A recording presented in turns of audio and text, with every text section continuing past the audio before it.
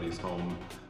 When it comes to sizing, I've heard some things like, Yeah. is bigger always better, or should I get a bigger one, or maybe get a smaller one maybe in some cases? Well, yeah, definitely. So, we do see systems that are oversized for the home, and the biggest issue for an oversized home is a humidity issue, right? So if the system's oversized, it turns on and it runs for 2 or 3 minutes and then turns off, right? And then it waits 10 minutes and then turns on and runs for 2 or 3 minutes and then turns off. And it does that in continuous cycles, and it never actually has time to remove humidity out of the home. So your humidity builds up and your house starts feeling more uncomfortable. That's a sheer sign of an oversized unit. So a lot of times you want it to turn on and run it like at minimum a 10 to 15 minute run cycle for it to start removing humidity. Okay, so it needs to be on for that. Correct. And so you don't ever want to typically oversize the system. You want it sized properly for your house and, more importantly, your duct system. Okay, very good.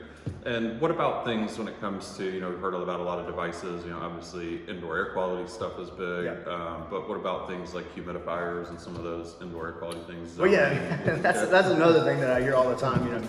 In Georgia, we live in Georgia, and in the summertime, we want to try to remove as much humidity as possible.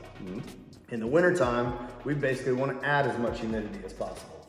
And that's kind of a counterintuitive thing, I understand. Excuse me, but we have dry winters and we have very humid summers.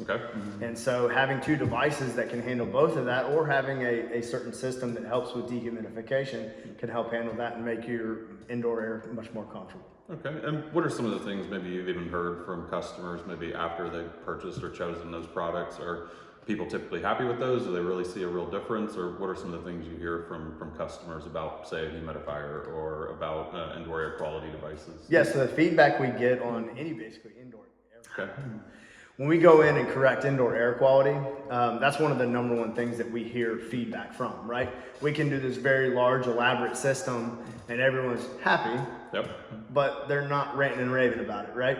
But we go in and we do steam humidification or whole home dehumidification with air ionization systems, and everyone immediately starts bragging about the system. So I feel like from a homeowner standpoint, yeah, it heats, it cools, but when you start actually improving how people breathe inside their home, that's the biggest people that people rant and rave about. Okay, like maybe you actually notice, not waking up with the stuffy nose. That's correct, or nosebleeds in the winter, that's a big one, or dry itchy skin in the winter, or having to crank their thermostat down to 65 degrees at night just to be comfortable sleeping.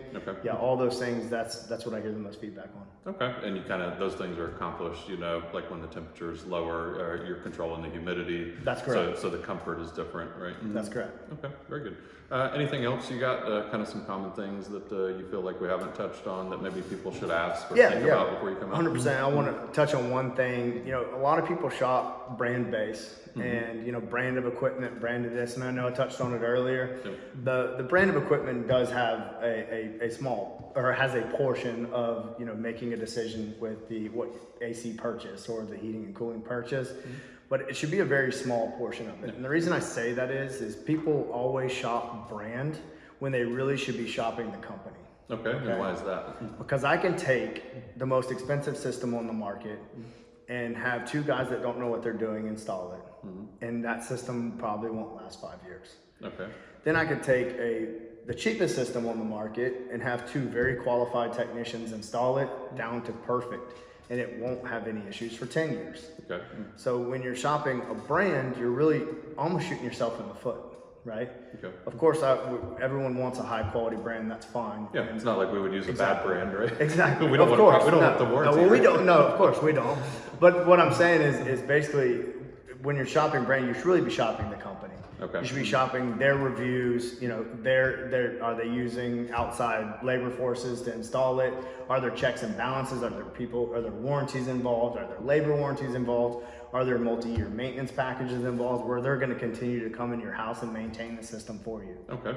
And just, maybe so people have an understanding, what is a good way to maybe compare, a different company, say from company A against company B, or even some of the things that we do maybe to ensure things are installed to a certain quality? Of course, yeah. So guarantees and warranties, lemon law guarantees, can't write a check guarantees, 10 years parts and labor warranties, 10 years of maintenance guarantees, 10 years of filter changes, all this stuff that people are basically saying, hey, we're putting this system in for you at this price, X price, but we're also going to maintain this thing for 10 years. We're going to ensure that it doesn't break down. We're going to ensure that it maintains proper peak performance for you. Okay. So there's a lot of people out there that will say, hey, here's a system at X price, and it might be, you know, a third of what the other person or 2/3 of what the other person is quoting. However, that person is doing triple the amount. Right. Okay. And so literally it's actually a better deal to go with the person that's charging a little more, that's actually going to guarantee it. Yeah, more service and more warranty. More service, more warranties, more guarantees, more peace of mind, more indoor comfort, all that. And another question I think too is putting a system in, the boxes are definitely a piece of it, but what about all the components that are replaced along with that install? Like maybe give them an idea of some of the things that are important to change when a system is truly replaced, not just the boxes. Of course. Well, in our area, it's very common to see what's called ductboard plenums. Okay. Ductboard plenums is basically fiberglass that's bound together with glue, and they stick it on top of your unit and they blow your air through it. Yeah, I've heard that stuff can be bad, but it can. I guess you could keep it, but Yeah, you know. you could, but we typically like to get rid of it. You know, we focus a lot on indoor air quality, as most people should, in my opinion. But basically, over the years, that fiberglass starts to break down and starts blowing it into your home. Yep. And that can be lung irritant. It can cause all asthmas, allergens, all kinds of stuff. It's also like a sponge, right? So anything that, if it ever gets wet, things can stick to it and start to grow. Yeah, because it's not good for putting humidity in the air too. Right? No, it's not. It's not. So we'll like to replace those with metal plenums, and then we do the insulation on the outside, so the insulation fiberglass doesn't come in contact with the airflow of your system. Okay, that makes sense. So you got nice clean metal on the inside. That's correct. Okay, good. Anything else that gets changed when a system is done? I mean, is there a couple of things, a lot of things? Yeah, so I mean, there's several preventative safety features of systems that we like to use, and a lot of companies do use them as well, but you know, having multiple safety features I think is important. Running a new drain line as something as simple as, you know, 3/4 inch PVC that's strapped every 3 feet and sloped properly all the way to where it goes down the vertical section of the house, but then also putting a preventative measure of a water safety switch on the primary drain line in case anything ever does happen, right? I've seen people just put one in the pan, and that's fine. However, the only way the water gets in the pan is through your furnace. And so that doesn't sound like a good route. Right, it's not. It basically wets every single thing on the way down into your furnace, and then it has to fill your pan up with water before it shuts the system down, and you know you have an issue. Yeah. So it sounds like lots of different things are going on in the system. Probably one of the reasons to have somebody come out and really look at all that stuff. Yeah. You know, outside of drain lines and stuff along those lines, water safeties.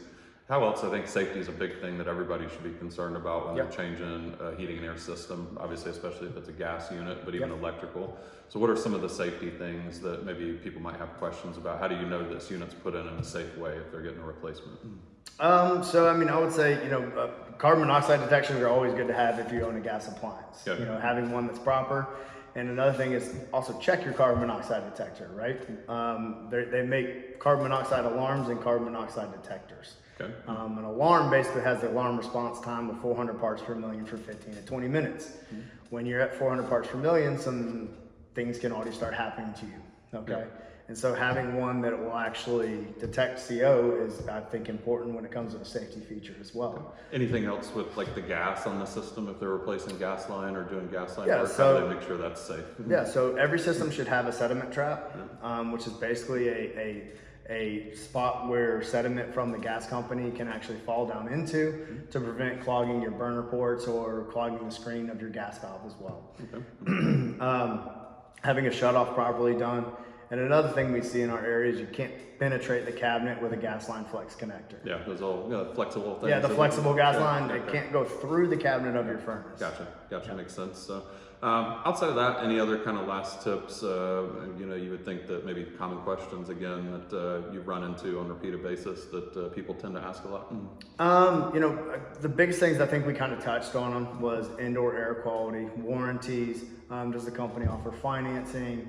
How are they comfortable with payments? How long have you been in business? Do you use outside subs? I would say these are very common questions that everyone should be asking. Okay, and I think we've even got a resource we might be able to put up and kind of has a lot of those questions maybe to ask of anybody, any company they're come out to give them a price. So, and I think that's probably the biggest thing too, right?